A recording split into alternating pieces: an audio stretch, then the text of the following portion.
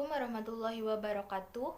Perkenalkan, nama saya Hanifah Nur Fitriani, NIM 1807010199. Di sini saya akan memberikan sebuah tips bagaimana cara mengukur kesuksesan diri sendiri yang sebenarnya.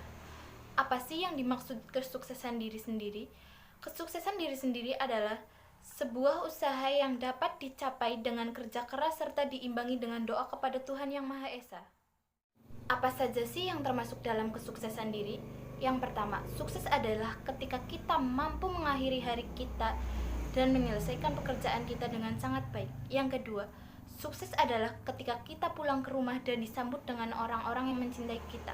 Yang ketiga adalah, sukses adalah ketika kita memiliki ekonomi yang aman secara finansial dan mampu memenuhi kebutuhan setiap bulannya. Yang keempat, sukses adalah ketika kita memiliki mimpi dan mampu untuk berproses untuk mencapai mimpi tersebut. Yang kelima, sukses adalah ketika kita berada di lingkungan positif dan didukung untuk mengejar cita-cita atau mimpi. Apa saja sih yang tidak termasuk dalam kesuksesan? Yang tidak termasuk dalam kesuksesan adalah yang pertama, sukses itu bukan tentang bagaimana kita bekerja keras namun kita melalaikan keluarga kita. Yang kedua, sukses itu bukan tentang bagaimana kita menghasilkan banyak uang, tetapi kita menghambur-hamburkan uang tersebut untuk hal-hal yang tidak penting dan mewah.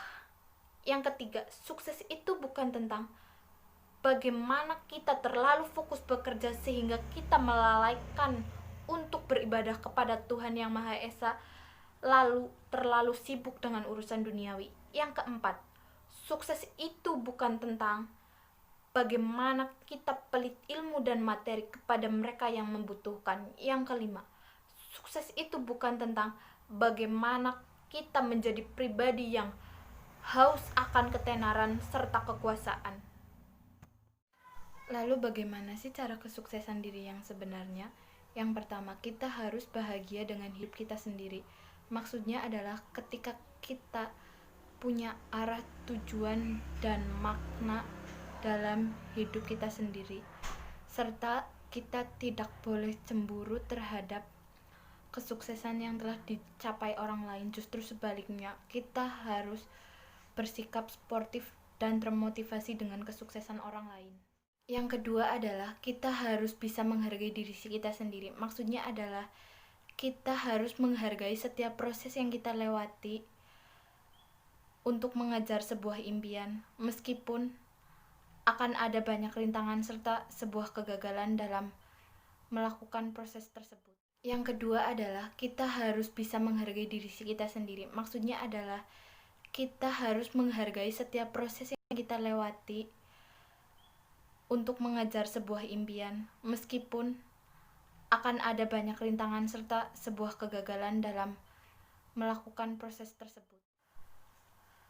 Yang ketiga adalah harus ada orang yang selalu berada di samping kita atau peduli dengan kita. Maksudnya adalah harus ada seseorang ataupun orang yang menjadi support system yang selalu ada ketika kita susah, senang, bahagia, dan lain sebagainya.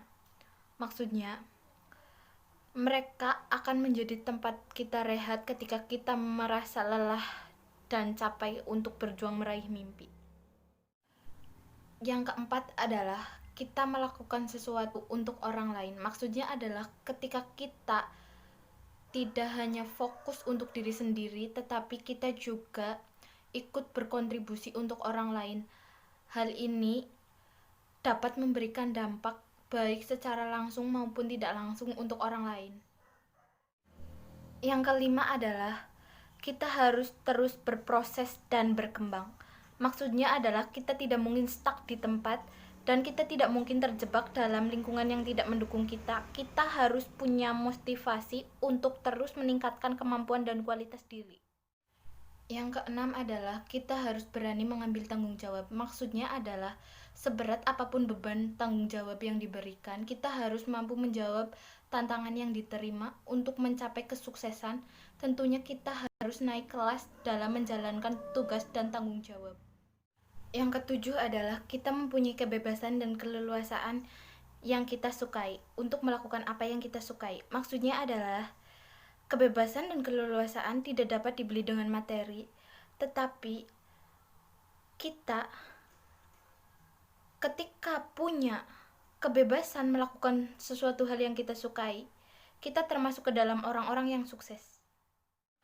Kesimpulannya adalah, cara yang tepat untuk mengukur kesuksesan adalah dengan mendefinisikan makna sukses untuk diri kita sendiri dan menilai kemajuan kita berdasarkan makna tersebut.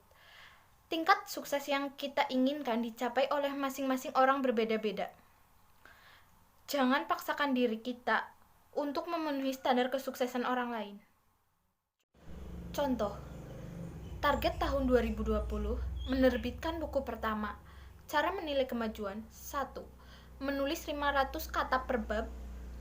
2. Menyelesaikan 1 bab per 2 minggu. 3. Dan seterusnya. Jangan menyalahkan diri sendiri ketika kita gagal. Kita harus ingat bahwa kita sudah mau mencoba, bergerak dan berproses. Kita sudah menjadi orang yang sukses. Penting untuk diingat, niat dan kemauan lebih penting daripada hasil untuk sukses. Kalau orang bilang, ini adalah tentang perjalanan, bukan tujuan. Tingkat keberhasilan tergantung dari mereka yang melihat. Oleh karena itu, jangan hiraukan komentar orang lain. Mereka tidak melihat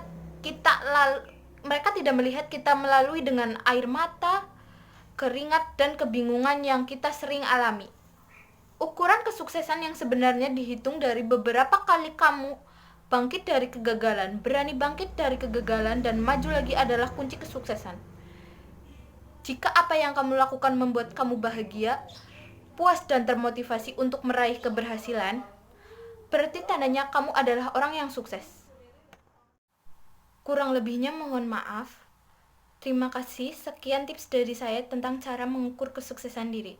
Wassalamualaikum warahmatullahi wabarakatuh. Dikutip dari http Kejar Mimpi ID. Ini cara mengukur kesuksesan diri yang sebenarnya 12 HTML.